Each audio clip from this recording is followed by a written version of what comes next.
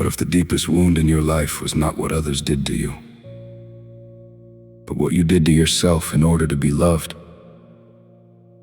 For most of my life, I believe my suffering came from other people, from those who hurt me, those who rejected me, those who abandoned me, those who failed to protect me when I needed them most.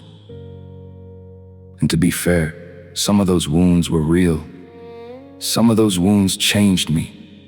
Like every child, I entered this world open, whole, authentic.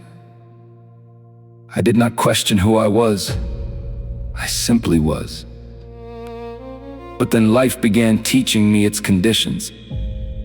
I learned that some parts of me were welcomed, others were not. Some thoughts earned approval, others earned rejection. Some emotions brought love, others brought punishment. And slowly, without realizing it, I began making trades. I traded authenticity for acceptance, truth for belonging, freedom for approval. Piece by piece, I learned how to become someone else. Someone easier to love, someone easier to accept, someone easier to fit inside the expectations of others. And because I was young, I thought that was normal. I thought everyone did it. I thought that was life. Years passed. The mask grew stronger. The performance became more convincing. And eventually I forgot I was performing at all. Then something happened. I began to awaken, not all at once, not in a single moment, slowly, painfully, like a man opening his eyes after years in darkness. And as I looked back, I began seeing everything that had happened to me. The wounds, the betrayals, the humiliations, the moments when those who should have protected me became the source of my pain. And I was angry at the world, angry at people, angry at life itself. Because for the first time I could see the scars clearly.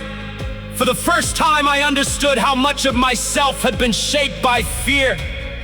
And for a while, that anger felt justified, necessary even. But the deeper I went, the more uncomfortable the journey became. Because eventually I stopped looking only at what others had done to me, and I began seeing what I had done to others. The times I projected my pain, the times I acted from fear, the times I repeated the very patterns that wounded me. Not because I was evil, but because I was unconscious. Because hurt people often hurt people. Conditioned people condition others. And suddenly the story became more complicated. I was not only the victim, I was also a participant. And then came a deeper grief, a sacred grief. Not grief for what others had taken from me, but grief for what I had surrendered willingly. Because nobody forced me to abandon myself forever. Nobody forced me to keep betraying myself year after year. I did it because I wanted love. I wanted acceptance. I wanted to belong. And so I cut away pieces of my own soul. Again. And again. And again, I silenced parts of myself. Rejected parts of myself. Buried parts of myself. All for a love that could disappear tomorrow. And one day I realized something that broke my heart. The love of mortals is mortal. It comes, it goes, it changes, it fades. And I had sacrificed pieces of my eternal self for things that were never meant to last. At first I became angry with myself, angry that I had spent so many years asleep. But even that anger became another prison. Because no amount of self-hatred can heal what self-rejection created. And that is when I discovered something unexpected. Only love can heal what fear has broken. Only love can restore what shame has buried. Only love can bring home the parts of ourselves we abandoned. Let me ask you something. Have you ever discovered a part of yourself that you sacrificed just to be accepted by others? Leave your answer in the comments, because I think many of us have lived that story. And the deeper I traveled into myself, the more I understood that forgiveness is not weakness.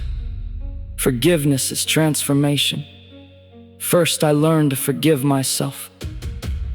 Then I learned to forgive others. Not because everything was acceptable, not because everything was justified, but because carrying hatred only kept me chained to the past. And eventually I saw something deeper. The wounded were wounding the wounded.